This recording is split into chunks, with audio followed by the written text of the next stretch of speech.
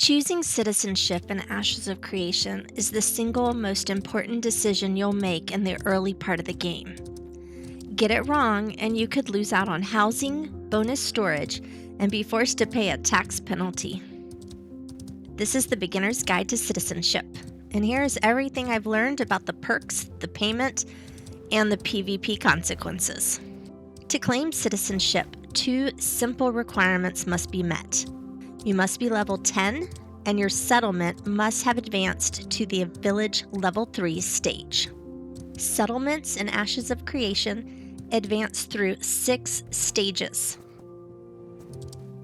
encampment, crossroads, village, town, city, and metropolis. They advance by accumulating experience from player activities like questing, killing, and gathering within their zone of influence. Settlements are also defined by 4 settlement types: divine, which focuses on faith; economic, which focuses on trade; martial, which focuses on combat; and scientific, which focuses on artisan. I can't speak to the specific benefits of each type, but they do influence the stats on the town cloak you can purchase from the settlement vendor. The town sheriff will give you all the benefits, but the biggest, best perk is arguably the bonus bank space. This is vital for any hoarder or crafter.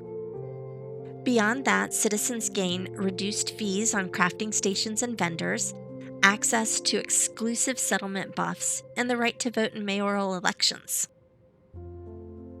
In Phase 1, I hurried to level 10 so I could accept citizenship in a nearby village as soon as it leveled up. Dues are cheaper the earlier you join. However, in Phase 1, my town was absolutely pugnacious. I felt like they picked a fight with everyone. Penny logs in, Penny dies because frickin' Winstead was bored and wanted to PvP all the time.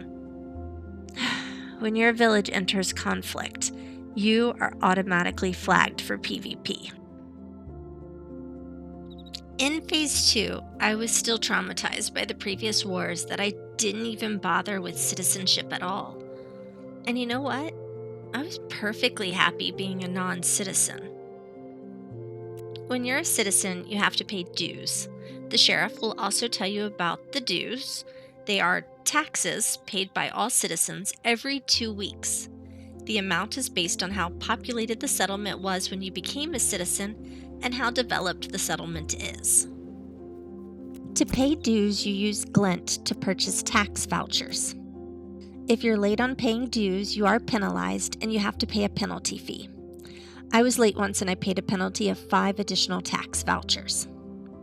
A helpful tip here is to just purchase a whole bunch of tax vouchers, assuming you have the available Glint, and keep them in your items inventory. When the game prompts you to pay, you won't have to gather Glint and run to town to speak to the sheriff.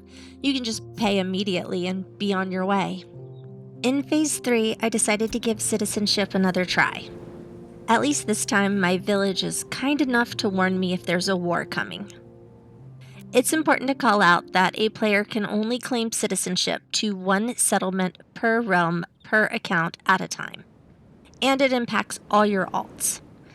In Phase 1, it was different. If my village chose violence that day, I would hide out on an alt if I still wanted to play without fear for my life. In Phase 3, all my alts are forced to hold the same citizenship. So if there's a war, they're all flagged up. At this point, I still don't know if I find the perks of citizenship to be overwhelming. I don't enjoy PvP, so if there's a war going on, I'm likely not going to log in and play the game. What are your thoughts on citizenship? Is it worth it? If you enjoyed this video, consider subscribing. I'm figuring things out in this world, and I could definitely use your support. Until next time, keep exploring, and I'll see you in the world.